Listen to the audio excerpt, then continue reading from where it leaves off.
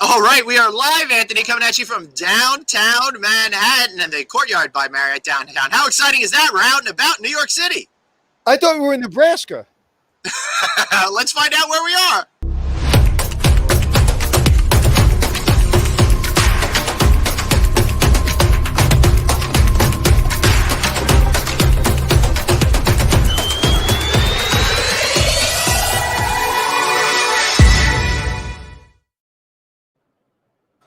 All right, and we are back.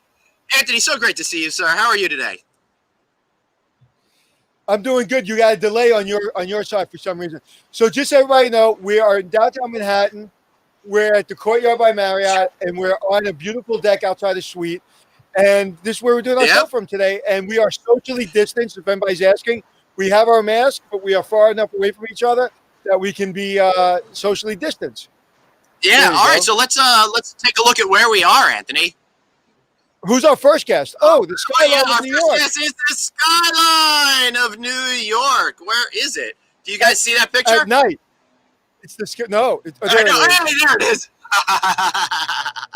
How beautiful is that, right?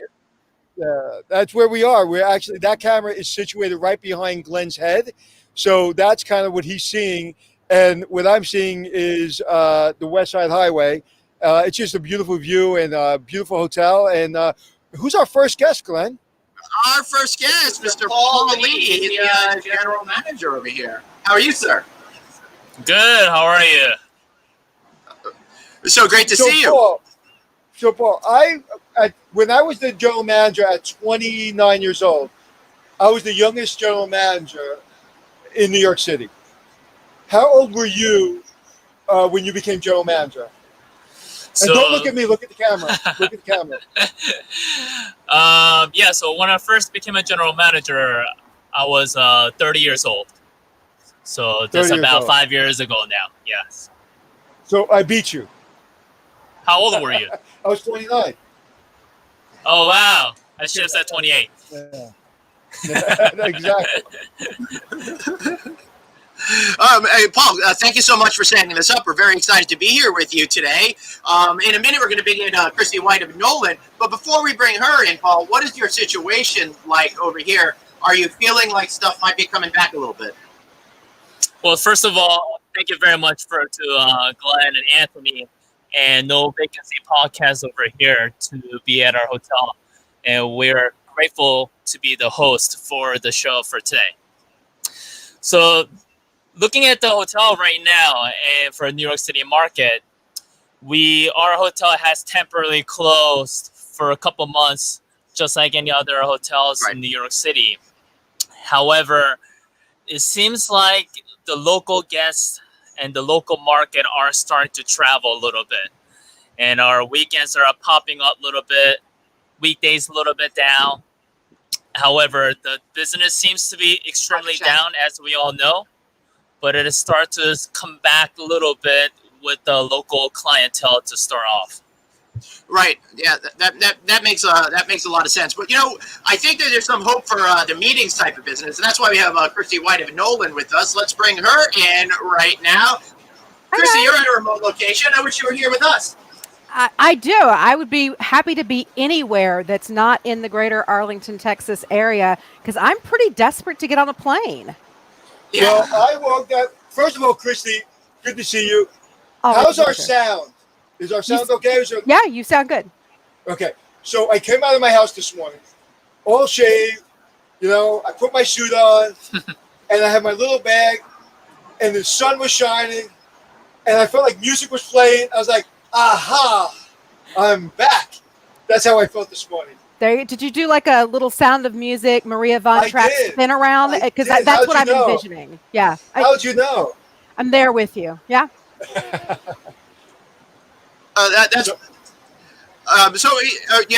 Kristi, one of the exciting things is, and last week I reported on No Vacancy News Today about this most interesting information that you have been putting out there in regards to the return of group business, and there are meetings out there that are happening. In fact, your company has reported on data that it's probably more significant than people realize. It is. We're actually, since the beginning of July, we've seen a 666 which in the year 2020 feels like a really bad number, increase in meetings worldwide since the beginning of July. And as we started diving into it, because as we were talking to hotels, they were like, oh, yeah, but it's all weddings, it's Smurfy business. It's actually not. Over 55% of that is actually corporate meetings. So they're smaller meetings. They're fewer than 30 people, but we're starting to see big pharma return. Tech is returning. Lots of law firms out there still doing what law firms do. So it's not the weddings. Don't get me wrong. They're out there and they're definitely occurring. But what we're actually seeing are the corporate meetings returning to the market. Everywhere that we're actually currently reading, we're reading in all of the major markets, and we're now beginning to read into secondary and tertiary markets as well. Surprisingly, Chicago, which was one of the markets that was most tightly locked down, is actually one of the biggest markets right now, and Boston is quickly following it. So some of these markets that we saw that were the most heavy hit or had the tightest restrictions are the ones that are actually coming back the strongest out of the gate. So that's nice for me to see. And isn't that really weird how that happens? You actually do the right thing, put everybody down, then we open up slowly, and we come back first.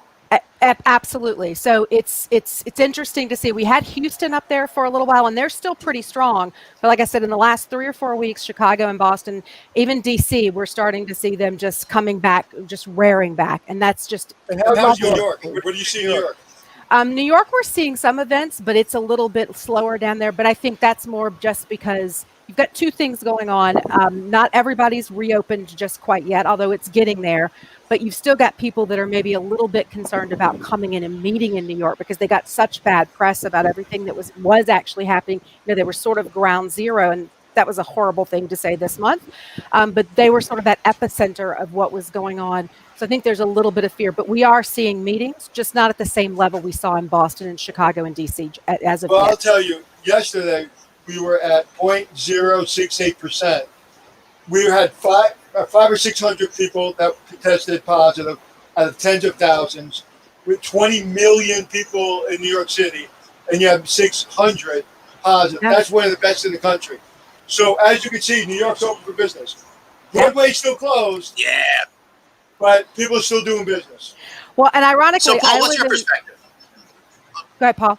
No, wait, Kristi, finish your answer. Oh, what I was going to say is I live in Texas in a city of 250,000, and we had 150 people that tested positive yesterday.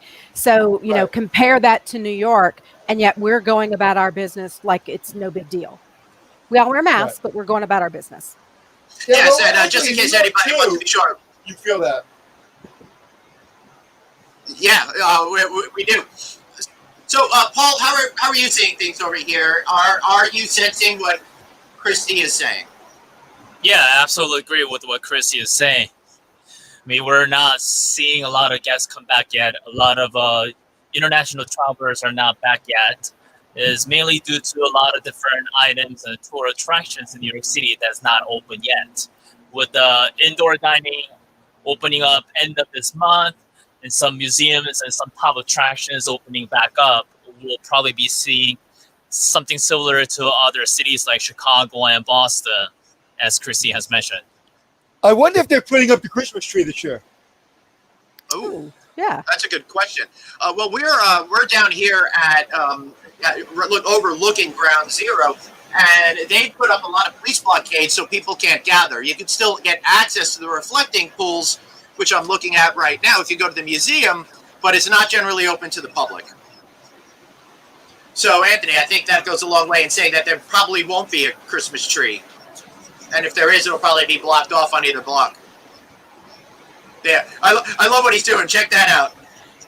So, Paul, what's it like working down here in this amazing neighborhood? It's fantastic. I mean, we're in the prime location. You get to see the river. You get to see the Infinite Pool, the World Trade Center. It's a very nice area to be with the panoramic view of the Jersey and New York City all together. And you have the beautiful balcony out here on our suite room. Get to have a little bit of sip of wine outside in the nice weather. Enjoy the fall weather that we're in here now in New York City. So it's a beautiful place and prime location to be. Yeah, what an absolutely beautiful location. Hey, Kristi, jealous much? I am. I'm absolutely jealous. Although I will say that I'm headed to DC in 2 weeks, but I'll be out in Middleburg, Virginia, so I'll ride a horse for you guys. Oh, I won't have tall buildings. Are you going to be staying at the Salamander Resort? That is exactly where we're staying. We're very excited about it. I love that property, and I'm a huge Sheila Johnson fan on top of that. So it's kind of one of those, getting to stay in one of my favorite hotels, and I get to travel, so it's all good. Well, that's really funny that you're staying at that resort, because just yesterday we dedicated a show to Nabhood, and I used the Salamander. I used that resort as my background for my virtual background, because Sheila was speaking at the conference. Yeah, she's a pretty impressive woman. Someone in the chat had asked about California. We are seeing events come back in California, so I just want to address that quickly. Not as aggressively, but that has more to do with those local restrictions in California.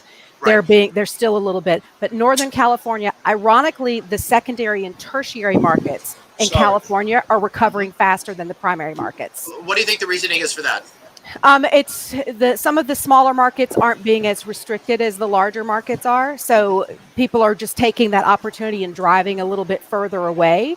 So that's part of it. And some of that, like Anaheim is a big market for us, but there's still all the restrictions with Disneyland, so you don't have things coming in there. So there are other things at play, but we're still seeing events in those markets. They just haven't recovered quite as quickly as some of the other big markets. So should this be good news for hoteliers? It is such good news for hoteliers, but I just don't want them people to get too excited. No, it's great news for them, but I don't see them responding the way I want them to respond. So we're still hearing there's nothing out there. So what are my salespeople are to do? We're not bringing salespeople back, and now is that optimal moment to get your salespeople back in the office. Maybe it's not the full complement. I don't know when we're going to go that, but they have got to get back to the business of doing business. They got to make some sales calls. They've got to get out there and start, if not getting out there, getting on the phone, getting on a Zoom call and having those conversations with their key customers. Because if they don't, the hotels that are answering the phones are going to be the ones that ultimately win the recovery race. Yesterday, I was calling a hotel about something not related to anything that I do for work. It was personally. I was hung up on 12 times trying to get a simple question answered about the hotel. And it's a hotel that I'm considering staying in for a personal trip. Right. And 12 times I was hung up. So that, I know they're short-staffed, but they're also not training that staff, and they're not dedicating to trying to capture what's coming in. Interesting. Let's go to Paul. I was going to ask Paul, yeah. What are the things that you're seeing from your employees, what their concerns are outside of the obvious, and then from your guests? Are your guests coming in and just taking for granted that you've got everything covered, or are they asking a lot of questions? Well, it's a mix. Some of the guests are asking what are some of the protocols that we have to ensure safety and free of the COVID-19. And we're reassuring to our guests of some of the disinfecting procedures that we have here by following Marriott guidelines, New York City guidelines, as well as our management company, Pyramid Hotel guidelines as well. And our staff members, they are concerned, and they are going through some hard time period because they're doing some other work that they never used to do. They never used to disinfect the front desk every hour. They never used to disinfect the room keys. But we use it, and we disinfect it every single time. So they're learning. And the one good thing about what's happening now, not that there's really anything good happening, but these are the things as hoteliers we really should have been doing. We should have been sanitizing the keys. We should have been sanitizing the front desk. We should have been that extra level of clean, because it's like going into surgery. You don't have to see them clean the room. You just know they clean the room. Right. And hopefully it's at a very high level. So hopefully these standards stay in place as we go forward. I completely agree, Eric. Yeah. So, Paul, what are you doing to get your salespeople to think a little bit differently, be more aggressive, try to find some solution to help you fill all of these rooms? Because the reason why I asked that, because so many younger sales folks have never seen a downturn, and none of us have seen something like this. So how are they adjusting? How are they adapting? What are you doing that maybe aligns with what Kristi's saying? number of different things. I mean, first of all, our director, sales and marketing person is literally on his foot and doing a lot of direct sale effort, making a lot of calls and connecting with every single client that's out there. On top of that, everybody is a sales manager right now at the hotel. That includes myself. That includes our front desk agents. As guests come in, we ask questions. What drives them to our hotel? What drives them to New York City area? And what we can do to grab that extra business out there and bring more people in New York City overall at the end. So a lot of different approaches we're doing and getting a lot of people to work as a team player and bring the hotel business to the next level.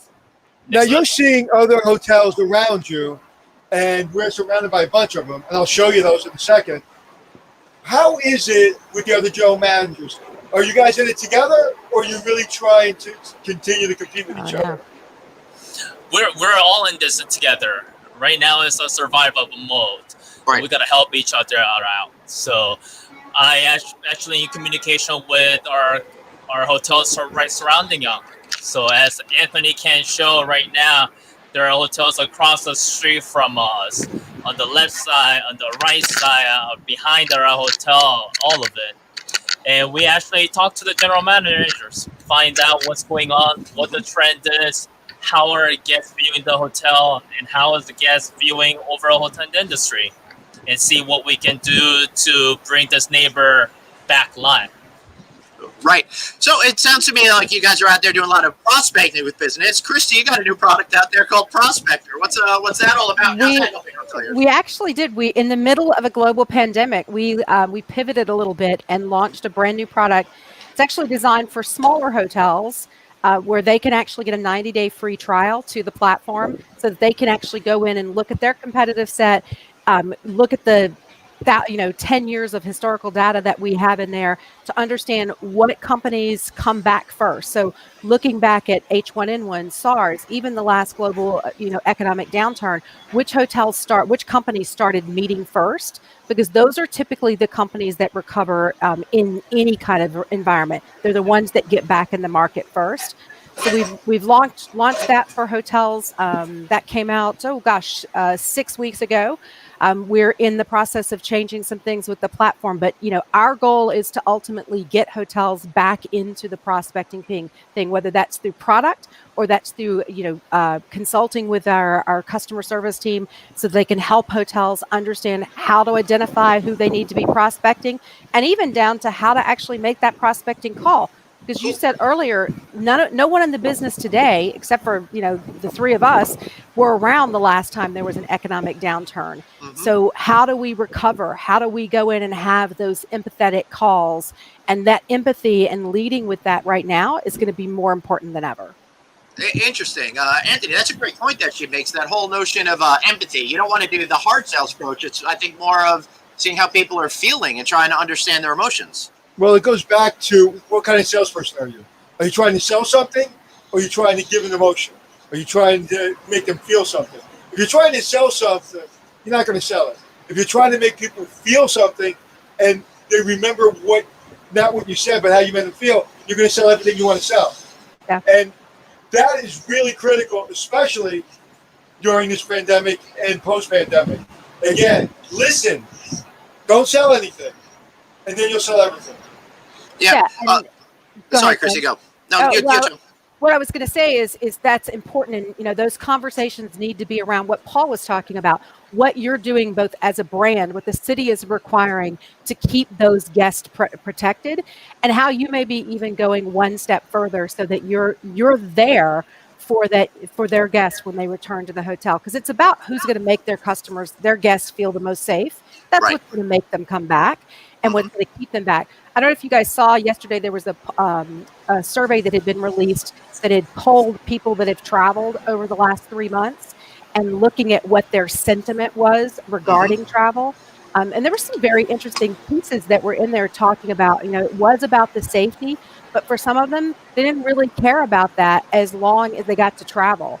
So it's posted on my LinkedIn. I'll find it and send it over to you guys. Yes, please. It had some really good just sentiment thought about what people are feeling about travel and when they're going to travel again. Yeah, I agree. Now, before we continue to talk about what Paul is hearing, I did want to say people are asking, yes, we're here because at 2 p.m. today, we got a great launch for a brand new product that's a touchless sanitizing solution that's going to blow each and every one of you away. So be sure to go to surfplus.com/clean, register now, and join us at 2 p.m. live. So I'll tell you, yep. I just saw the product for the first time. Right. It was cool. Yeah, I'm excited about that. I know. Well, Kristi, be sure to go and register at CircPlus/clean. I'm going to right after this because I admit that I'm a little bit of an OCD clean freak. So this is just right up my alley. Good, and I think you're gonna be really impressed by it. So, Paul, you say you're out there, you're talking to all the other general managers, you're doing that sort of thing. What are they sensing in terms of the demand that's going to increase? In particular, because indoor dining is going to be allowed on September 30th, and I think that is very symbolic of moving forward as a city.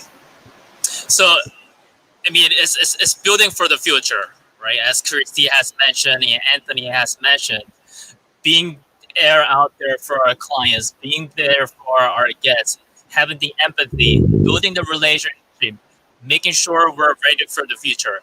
It's New York City after all. We have survived 9/11. We have survived, a recession time period, and now this is the third one. And we'll survive again as a city, as a hotel, as the hoteliers together, and it's just building our momentum and being there to see what we can do for the future. Right, makes sense to me. Are you excited for indoor dining to return? Absolutely. You're a New York guy. How's that going to affect your day-to-day life? Oh, huge. I mean, one of my hobbies is to go to the new restaurants to dine in and try out the food. And restaurants coming back, I'll be sure to be out there during the fall season to dine in for the new cuisines and new restaurants. And you got a beautiful view down here. There's a lot of restaurants right on the water, as you can see. Right behind those towers right there, there's buildings. There's a bunch of great restaurants. Absolutely. Yeah, we actually ate outside last night, which was a lot of fun with tables that were 6 feet apart, and they had a tent. They made it kind of pretty, so it was kind of fun eating outdoors in New York City at this time of year. Thank you, Liz. We really appreciate it. What's that? You didn't invite me. You were invited. You chose not to stay over here last night. All right, but before we go on to that survey that Kristi put up there, I did want to put back up Elizabeth's comment there. She's at the lodging conference. We're sorry that you guys can't do your event this year. We were thinking of you, and I want to congratulate you for trying to hold on as long as you possibly could before putting it off. And I know you guys are going to be doing a webinar, so I hope everyone tunes in for that. So thanks for all your support, Liz. We really appreciate it. Ooh. All right. So let's go to that survey. Dave, if you could bring that up. All right. So look at this information. What was the reason for your visit? 50% of all people said it was for a planned vacation, where 30% said it was last-minute vacation, and very, very few was on the business trip. What is it, about 5%, would you say, Kristi? Yeah, that's about right. Although having booked a business trip yesterday, I can tell you it's because the airlines are not making it easy for business travelers to travel right now. Right. But that might just be my anger at the airlines at the moment. Now, when you say that, explain that. Yeah. So I'm one of those people that I'd rather take that 6 a.m. flight, get in the office about 10 o'clock, and have my whole day. From Dallas to DC, there's no longer a 6, 7, or 8 o'clock flight. The first flight to DC out of Dallas is 10:30 in the morning, which doesn't get me until 2:45, which means I've lost an entire business day. So I've got to go the day before in order to make this trip. And they basically told me they don't know when they're going to have those early morning flights again. Yeah, well, why would they? It doesn't really make sense financially from their point of view. Yeah. But I think you make a really great point, Kristi, because we talk an awful lot here on No Vacancy Live about that hassle factor. Is it worth going? I've got to take a trip next week. I'm working with a major hotel company on something. I got to get on a plane, but it's going to take me forever to get there. I can't fly there directly anymore. Instead of having 5 or 6 flights in the day, there's 1 or 2. So it makes it a lot more challenging, that hassle that you were talking about. So what do you think is going to happen there? Are people just going to stay home, or do you think more people are over time going to say, what the heck, I'm going to take the trip? Well, I mean, I didn't have a choice, so I'm going the night before, so I can still get the day in the office before our meetings begin. But I think it's as business travel returns, they're either going to have to go back to having those early flights, because there are a lot of business people who think, I'll pick another airline, or I'll just choose not to make this trip. We'll make it work remotely. And I'm not saying they needed to have the 6, 7, and 8 o'clock flight. That's overkill during these times. But to still have 1 a.m. morning flight that would get someone in there where they could still do the most of the business day just functionally makes sense. You're not going to tell me that 2 o'clock flight on any random Tuesday is full. They probably would do better with one of those earlier flights. So I just think they're going to have to balance that out just a little bit better. I'd ask Dave to scroll down to question 11, because that's where these get really interesting for a hotelier. So Dave, you can scroll down to us for. I mean, it's super interesting. You're talking about why people are not going to want to travel, and you got about 33% of fear of other guest interactions, but 30% saying nothing is preventing me. That's an interesting fact. What do you make of it? So Dave, you're on 8. Go to 11. Sorry, Kristi. Send your spinal tap. Take it to 11. So this is where they started getting interesting, because now we're actually talking about the sentiments of the customer. So that number, the first one on there, and they could pick 3, so these don't add up to a consistent 100%, but it was the fear of other guest interactions. That to me is probably my biggest fear, because I don't know these people. I don't know where they've been. I'm wearing a mask. Most people around where I live are still wearing masks, but it was that second one that nothing is preventing people from staying in a hotel right now. So I think if we can, to Paul's point, have it where people are very visually seeing us cleaning the inside the elevators. If there are visual cues of where to stand, they're sanitizing the front desk and it's being seen, we can get over that first one. And then that very next one is nothing is preventing me from staying in a hotel. Right. So that's a very positive thing. If you go down to the next one, it's from 11 through 16, and we're not going to go through all of these. This is where it got interesting, because these are before you say that, I did want to point out that the following 2 top factors on question number 11 were things that today at 2 o'clock are going to solve: fear of the hotel room and fear of the common areas. Just wanted to put that out there. See, all right, there's the other flag. I swear I didn't plan that. The next one is getting in and talking to what do they want to hear about from hotels. So as hoteliers, what you need to be communicating when you're having those empathetic conversations, things that will actually get people traveling. I love that number 3 is how the coronavirus is affecting the local area. Anthony, you were talking about in a city of 8 million that there were 600 positive cases. That's a number that doesn't frighten me even in the slightest. So those Actually, are I'll tell you 820 million, because it's New York State. Oh, true. Okay. Yeah. So 600 in the entire state, and we had 150 in my city.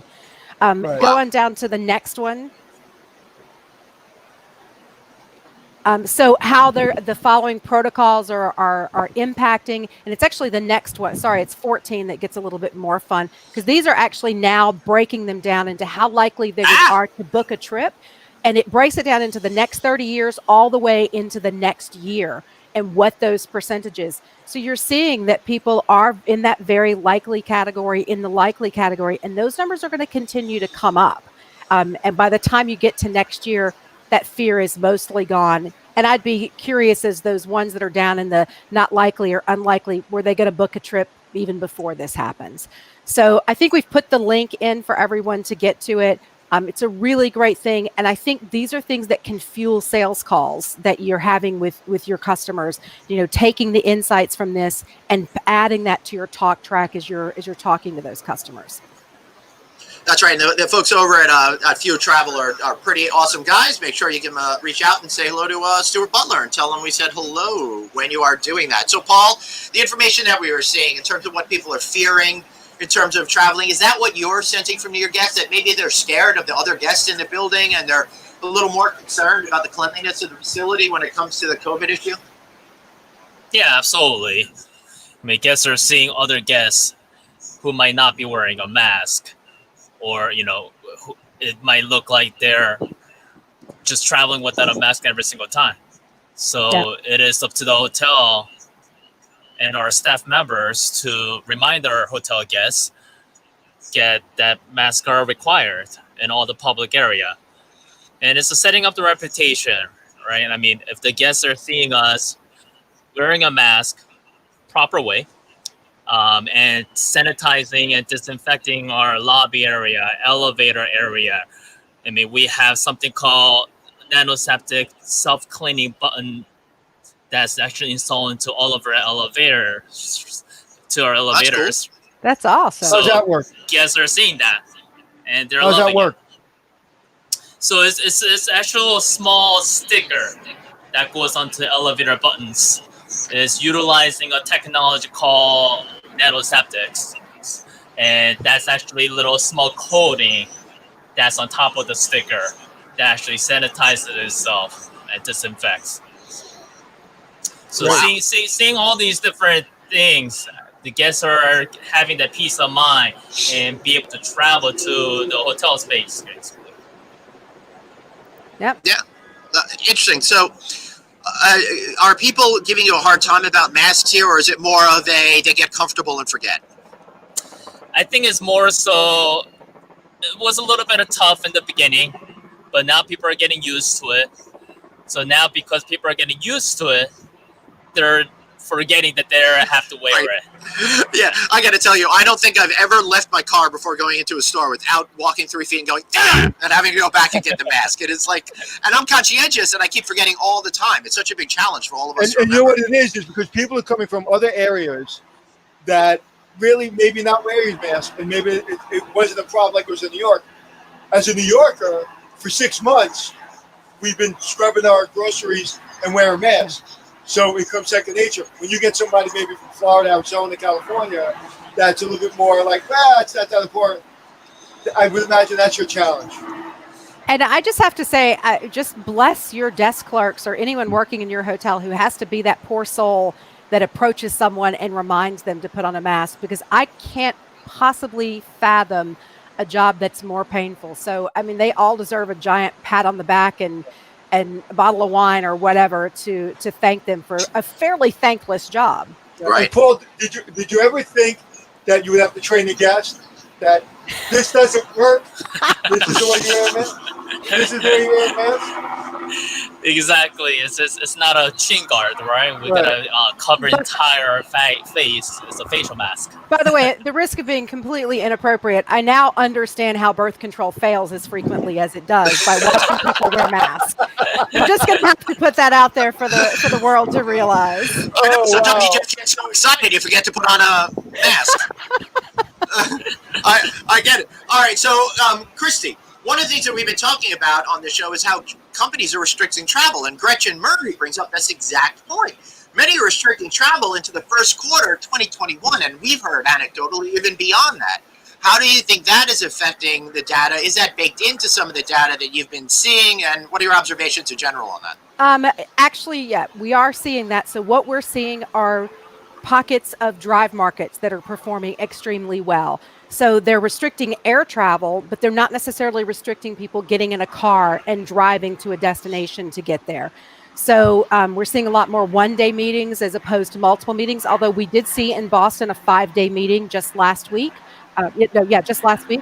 And we're seeing that in Chicago as well. So you're going to see that continue for a while where companies decide to have a meeting. It's a one-day meeting. Maybe it's a simple overnight meeting, but they're going to say, okay, how many people can we get to this meeting, keep with whatever the restrictions of that particular market are, and have people hop in a car and get there. We're also seeing people do a lot of hybrid meetings where they have the meeting, let's say they do the meeting in Chicago, and people that are in other destinations are just are in from a remote perspective. So sort of like what we're doing using the technology, Zoom or whatever that is, to conduct those. So they're still choosing to have the core of the meeting in a facility somewhere, and they may bring in 10 or 15 people for that, but then the vast majority are still remote. And I think that's going to continue for a while. But at a certain point, we've all got to start getting out there traveling. It's how business runs. And we're all starting to get Zoom fatigue. It's a real thing. If I have to attend one more Zoom happy hour, I'm just going to drink and forget about the happy hour, the Zoom part. But we learn when we're physically around each other better than we do. And it's not about the meeting. Sometimes it's about the guy that asked the really smart question and you hunting down over coffee, and you guys go have a drink afterwards, and a great idea is born from that. You can't do that via Zoom. So I think people are being cautious, but that's starting to lift, and they're doing it in the onesie twosies. Right. You know what I learned, Kristi? What? You're not going to believe this, but you don't need Zoom as an excuse to drink. I learned that. See, you guys assumed this was tea in this cup. No, I did it. I assumed it's vodka. That's absolutely hysterical. So, Paul, she makes a good point. There is a chance to get some meetings here. Now, you don't have big meeting facilities in this property, so that was never a business for you anyway. Is there a chance for you to bring in small groups of people, use that one boardroom that you have, for example, connect people to TV, and do some sort of hybrid events? Yeah, absolutely. It's actually being creative. And what can we do to think outside the box? For example, you guys already saw it. On our 6th floor, we have an extended lobby area where we have our breakfast and our dinner service. And for right now, our breakfast operation or dinner operation is temporarily suspended. So I'm actually turning that into a meeting room space to have the conference room be kind of extended out for guests have a smaller meeting that can be accommodated into 25 to 50 people when we were originally be able to do maybe 10 in a very small conference room that we have. In addition to that, the suite balcony that we're on right now, this can be turned into small wedding and reception area too. So this is what we can do to think outside of the box during this time period. Right. Now Kristi, we just saw Jim Cohn's comment on the type meetings. I'm bringing it back up now. Think tanks, small strategic meetings, team bonding. That seems about right to me. Is there a different way to approach those meetings than some of the other meetings that we got accustomed to during the great times? So it's great that you asked that. Yes, there is, because that is going to end up being booked by the local office. So, when things get good, they try to bring everything in centrally and have it booked at the corporate office. When things go haywire, that all kind of disassembles and it goes back out to the local office. So you're going to have that relationship with Susie at the local office to capture those pieces of business, because that's where that's going to be booked on it. And I think I've shared with you guys this after 9/11, I was working in a hotel. We were calling guests because we needed the rooms back. We were one of those few hotels that needed them. We were at a drive location. And I get this VP of Georgia Pacific on the phone. I'm like, hey, I just need to know if you're going to need the room. Nope, had forgotten about it. Thanks for calling. 6 weeks later, I get a call from the local Georgia Pacific office booking 100-person meeting with us the next month with 100 rooms, 3 nights, all of the meals and space that went with it. And it was because I'd made that phone call to that guy. He called the plant manager's secretary and said, book it at that hotel. Don't even put it out to bid. So those local relationships, they're going to win that business. And unfortunately, over the last 10 years, we've sometimes left those go. So as your sales teams are coming back, they need to understand who are the 10, 20, maybe 30 key accounts that you need to know. And you need to get a contact in that local office, and you need to do it pronto. Right. Paul, Peter says, downtown's coming back. The 9/11 Museum is permanently reopened this week. Museum open. Do you agree that things are coming back down here?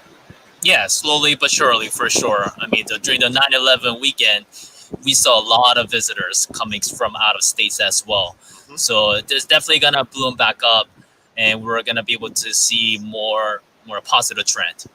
Right, and that, of course, is the 9/11 Memorial and the reflecting pools down there as well. This is an interesting comment from Micah Hill. Drove from New York to California through 17 states. Stayed at 8 Marriott and Hilton brands hotels due to knife cut. But the guests, they were horrible, which gives him trepidation to travel soon. Boy, that comment puts us all between a rock and a hard place, right? You get people who want to travel, but then are too scared to do it again. Yeah.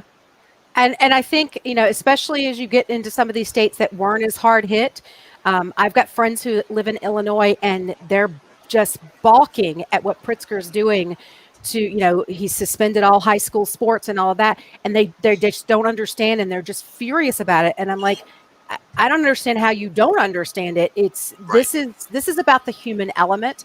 And, one of the lovely things about being an American is we are individuals. But at some point, we're going to have to step back and say, at this moment in time, my individualism is worth a little bit less than supporting the needs of the many. And that's what I hope that we get back to sooner rather than later. We're going to have to for our industry to recover. Well, to that point, when people say where you're from, say you're from America, I'm an American. I don't say I'm Anthony Melchiori and I'm from Anthony Melchiori. I'm from America. In order to protect America, I got to protect the entire collective, not just me and my family. So with that, when it comes down to sports, I understand what you're saying. My daughter's playing volleyball for college, and they're actually practicing. They all got masks on. They're not allowed to use the same ball, and they're all very separated. But they're not playing games probably till April or May. Right. Yeah, and that's what Illinois has done is they're just moving fall sports to spring to see what plays out. And I get the argument that less privileged kids benefit from getting college scholarships, and by not being allowed to play, they're going to miss out on those scholarships. I get all that, but you know what? If they're dead, they're not going to get those scholarships too. So at this moment in time, let's be a little bit more concerned about humanity and a little bit less concerned about ourselves. I don't want to get into a whole politics thing, but I think there's a general misunderstanding about what our rights are as an American. And our personal rights and liberties only extend as far as to whether or not they hurt somebody else. When they affect somebody else's lives, that's when they stop. That's why I've been a big proponent of masks, because we're all in this together. We're all American citizens and need to take care of each other. You know what I love, and I know I'm going to get in trouble for this? They can't make us wear a mask, okay? But they can make us wear a driver's license. They can make us carry a gun permit. They can make us pay a toll to go over the bridge.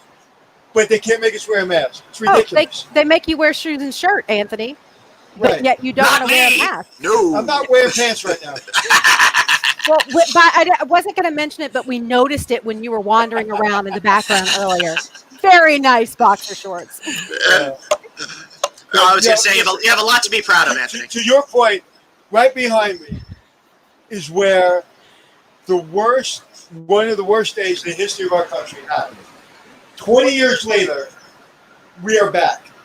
And we remember it, but we move forward. We move forward because collectively we move forward.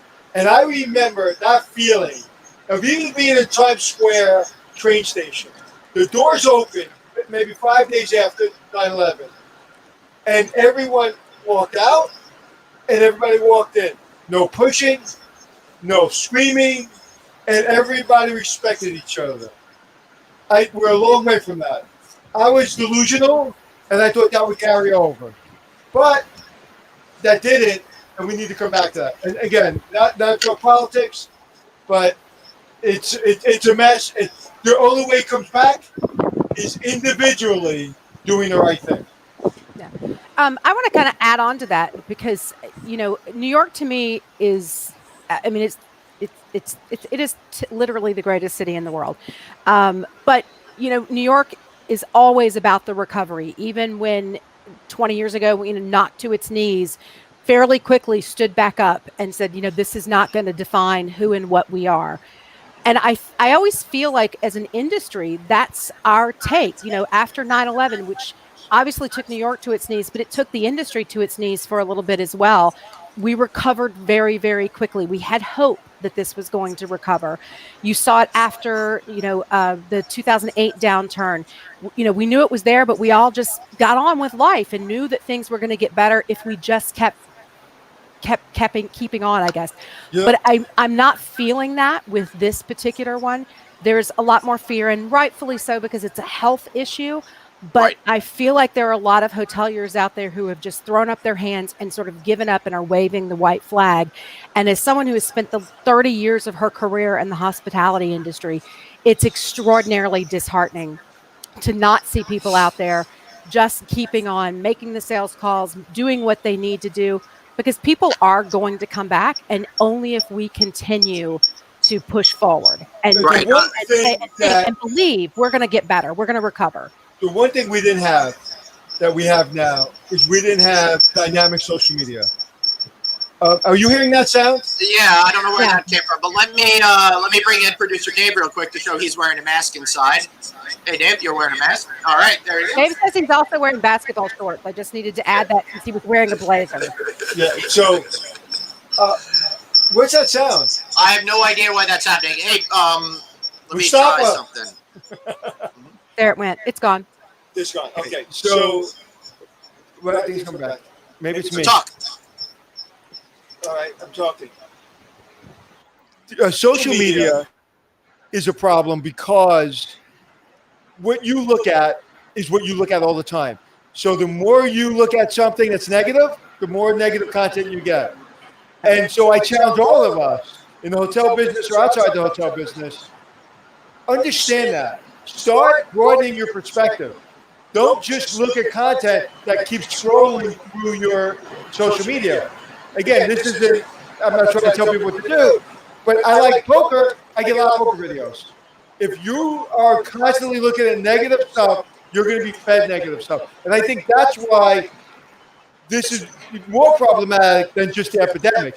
I think it's an epidemic of sameness. No one's thinking. So one other thing I'll add, I don't know if anyone saw it. I think it was last week. And this is my tip for literally every hotelier that's listening today. Yeah. As you're having these meetings, post photos on all of your social media sites. Let customers know that you're back in the meeting business. If you don't follow the Rosewood London, they posted a video last week because they just reopened last week. That is possibly one of the most positive and most powerful reopening stories I've seen. It's set to the Beatles music. It goes through tours the whole hotel, and all the employees are involved in it. And it's absolutely spectacular. It gave me chill bumps. I love that hotel, but I love this video. And to Anthony's point, if we get that message out there that we're open for business, that we're doing meetings, it begins to recede some of that fear and starts putting people back into a comfort zone to where they're going to have that. They're going to want to have meetings again. So that's what I challenge every hotel. Get out there and start putting it out there. Yeah, I cried when I saw that video. Oh my God. Like chills ran up. I watched it like 6 times. You know what? As hotel people, because we understand that team, when you're together, is incredible. Can you hear me? Yeah. Yes. Okay. Wow. Something all of a sudden our sound got so much better. I know. I don't know what. Vastly better. I don't know what happened exactly. Yeah. So that feeling and seeing that team together, I didn't think about travel. I didn't think about the guests. I didn't think about the ownership. I thought about that housekeeper and that chef, like seeing each other again for the first time and getting back at what they do and feeding their family and taking care of their guests. Yeah. I mean, it literally made me cry. And Glenn, I'd reached out to you, I think, back early August. Anyone who subscribes to Food and Wine magazine, go back and find the August edition. They did an unsung heroes of this. Right. And what some of these very large restaurateurs and independent chefs have done in banding together to try to raise money, try to feed individuals that were struggling and couldn't make ends meet was absolutely phenomenal. And it was one of those things, we were going to pick my son up at my parents' house and my husband's driving along and I've got tears streaming down my face and my husband's just like, dude, are you okay? And I'm like, it's this article. Oh my God. It's so and he's just like, do you need a moment? And I'm like, yes. I'm impressed you could read in the car without getting nauseous. But you know what's so funny? In talking to Kristi, outside of the Brooklyn accent, now when people say, Anthony, you're so effusive, you always talk with your hands, you're always so emotional, so like I'm looking at the female version of me. Like, I'm like, is that what I sound like? I love it. She's so if it helps, last week I had a sinus infection. I was very nasally. I did sound like I might be from Brooklyn. Katrina Pruitt-Andrews, our VP of marketing, even commented on it. So last week I was totally with you there. You're a well, she's person. Backstage. Maybe we should bring her in and have her complain about your nastiness. She might. I don't know that she's dressed, so she might actually kill us. Yeah, that's fine. All right. So I before we start to wrap up, and we're getting close to the end now. What should hotels be doing right now, Kristi? And then Paul, I want to go to you to see what you think about what she said and what you're doing differently. Kristi? So we need to be out there actually doing the activities. I think over the last 10 years, success became its own metric, and we forgot to start measuring the activity of our people. I spent a long time as a salesperson. I was a manager of salespeople. And every time I would take over a hotel that wasn't doing well, when I would go in and start looking at the activity, how many sales calls were they making? How many prospects were they looking at? That activity was either non-existent or very low. The minute I fixed that problem, the pipeline problem fixed that. So we need to get back into that habit of measuring the activity of our salespeople and the very specific, how many new contacts did they make? How many follow-up calls? That needs to be done. And then you need to make sure that your team has the skill set to prospect, because it is a very specific skill set and not everybody can do it. If they don't know how to do it, get them trained. Now's a good time. You've got some downtime here, and you've got some good companies out there that are doing some great deals on getting people trained. Don't assume that your CRM, your sales and catering system, has everything that you need. You're going to need external sources to find new business. Get the tools that your team needs, and then make sure they're invested in knowing how to use them. Because if they don't, it's just a tree falling in the woods. And then the last thing is we need to start bringing the sales teams back. Doesn't need to be the full complement, but what I'm going to recommend is the people that you bring back, those people need to be multi-purpose players. This is not the time to find that one person that's the home run hitter. You're going to need to find someone that can hunt for the piece of business, book the piece of business, probably service the piece of business, and then even have the conversation with them about the bill afterwards, and then turn around and rebook it all over again. Those are going to be your superstars now. Our industry is down, but here's what I firmly believe. In times like this, the people that can figure it out and succeed, that's the next generation of hospitality leaders. And I look forward to meeting each and every one of them. And I think this pandemic pushed them 10 years forward. Because if you're not scrappy, you're already out. You already made your decision to leave. And you're not in this business, and you're already studying medicine or something else. But the people who are scrappy, when it comes back, and it is coming back slowly, it's going to come back, and we're going to need those scrappy people. Yep. All right. So, Paul, what do you think of all this? I agree with everyone. I think the key to it is going back to the basics, taking care of internal guests, who is our team member, who is our employees. Invest back in them, train them, make them a multiplayer, so therefore they can be selling as well when our clients and our guests are coming back. And so taking care of them, empathizing with them. And at the end, as Mr. Marriott has said for various years at many different times, they will take care of our customers. They will take care of our guests. And at the end, people come back because of service that we provide as a hoteliers altogether. Right. Beautiful. Great sentiment. Paul, any final words before we wrap you up today? Oh, no, nothing too much. Just want to say once again, thank you very much. We're glad to be the host for this show for today. Glad to spend the time with everyone together here. Glenn, Anthony, as well as Kristi. So thank you very much for your time. Paul, how can people find this hotel? Yeah, exactly. Thank you. No, plug your hotel. I couldn't hear the last sentence. How do people find your hotel? What's your website? Go to Marriott.com. And look for Courtyard Marriott World Trade Center. And you'll be able to find us and book the rooms. We'll provide the service that you deserve. We're here for you. Beautiful. Thank you so much, Paul. We really appreciate it. Kristi, how about you? How about some final thoughts from you? I think I made all of mine. Get out there and sell. Come on. This industry recovers every time. So the ones that are out there selling now are the ones that are going to recover the fastest. Oh, I do have one more. Stop dropping your rates. It doesn't drive demand, and it will delay your recovery. I agree. Pull your big girl panties on and get those rates up to where they should be. My goodness, people. Yeah, all right. I don't know if you heard that. Yeah, you totally agree, right? Is it hard for you? Is it hard for you? Stop dropping your rates, everyone. So what happens? How do you feel, Paul, when somebody else drops them? We just have to hold it. Once we drop it all together, we're going to drop it as an entire city. And it'll be extremely difficult for us to come back. It's going to take years. We've seen that a long time ago, and we need to learn from our mistakes and not repeat it. Yeah, in 2008, there was a management company that will remain nameless that dropped their rates immediately as soon as they saw some softening, and everybody went right after them. And so we all went to the dumpster at the same time. And as you say, Paul, I don't know why you remember that because you're too young, but you must have had a lot of conversations with people telling you don't do that because we made that mistake in 2008. And there's a lot more technology. There's a lot more information. There's a lot more educated people when it comes to revenue management. So they know not to do that. What are your rates this year? And I'm not asking what the rates are exactly, but percentage-wise over last year. 10% down, 20% down, but I'm certainly not over 90% like they used to be in 2008. So where are they, percentage-wise, from last year? Well, percentage-wise, we're extremely down as an overall city to begin with. So our goal is to maintain as much as possible and not be able to drop below. So some of the hotels that I've seen, they're dropping as low as $75 that I saw.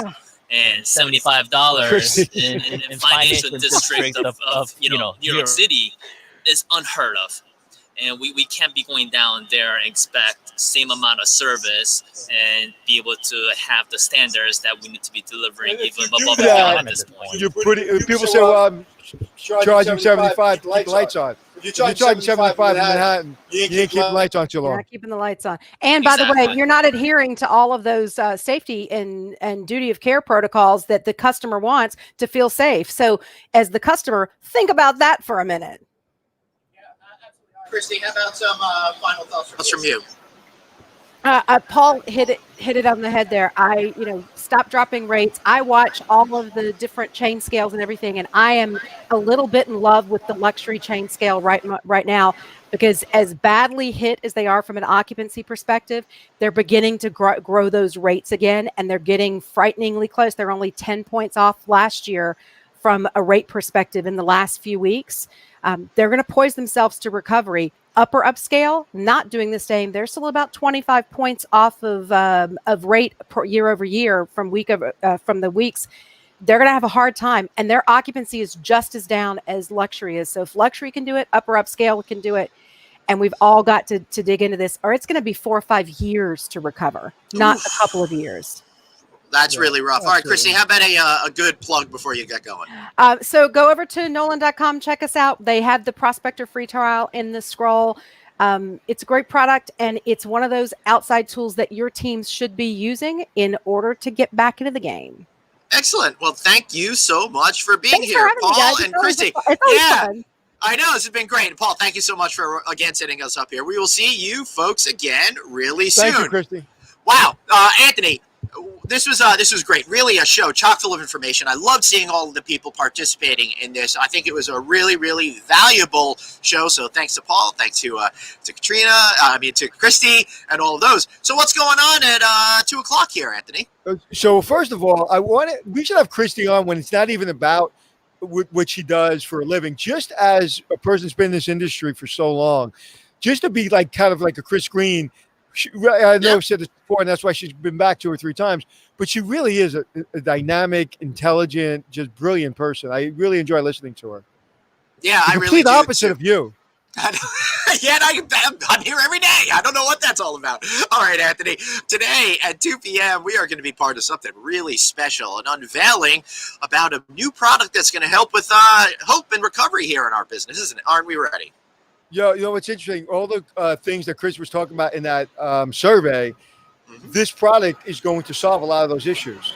And it's really not one product. It's about confidence. It's about employees walking around cleaning. It's about this product. It's about how you communicate. It's about trust. It's about value. And I think this product is perfect for our marketplace. Excellent. Well, be sure to go to circplus.com/clean. That's circplus.com/clean. We guys, we'll see you in just about an hour. So, Anthony, any final thoughts? Glenn, what happens if they come to our social media pages at 2 o'clock to see us do this show? All right, guys, shh, don't tell anyone, but it'll be available like every day on all the show's feeds. We just really want you to register over at Cirque Plus. No, but they gotta register to see it live. Yes, and it'll be on social media as well. But register, see it live. You do not want to miss this. All right, guys. Register. Thank you so much for being here. We really appreciate it. Remember, after today, you know you've only got one life, so blaze on and don't wear a mask like this. Wear a mask like this, and be kind to each other. Excellent. See you guys at 2:00.